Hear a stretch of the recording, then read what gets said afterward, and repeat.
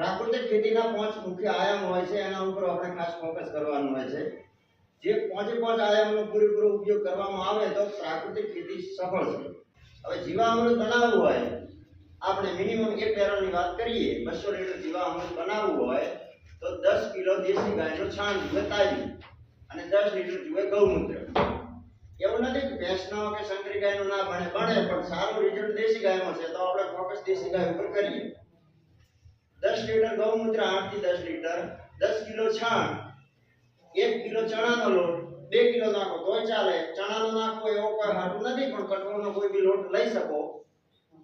1 kilo અથવા 2 kilo દેશી ગોળ અને 1 ખોબો માટી એવી લેવાની વાળમાંથી કે જેના ઉપર કોઈ દવા ના ગઈ હોય, કોઈ ખાતર નહીં જોયો છેલ્લા 15 વર્ષમાં, અથવા વડના થડની નેચી લો તો ઘણું સારું રહે કે એમાં બેક્ટેરિયાનું પ્રમાણ વધારે હોય. એવી માટી લેવાની 1 ખોબો અથવા 500 ગ્રામ, અને 200 લીટરના બેરલમાં નાખવાનું. બેરલ કમ્પ્લીટ સાફ હોવો જોઈએ, કેમિકલ વગરનું.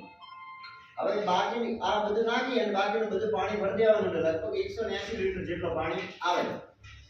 1 મિનિટ સવારમાં આપણે ઉઠો એટલે દાંતણ કરતા ખાલી જવાનું, 1 મિનિટ હલાવવાનું લાકડી, 1 મિનિટ મોજે હલાવવાનું.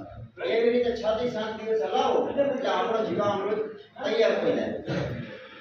હવે એ જીવામૃત આપણે કુંવારા હોય તો કુંવારામાં ચલાવવાનું પાણી, અને જો છૂટું પાણી આંકતા હોય તો છૂટું પાણી એ રીતે બેરલમાં ચપટી મૂકી દેવાની થાય, અને છૂટા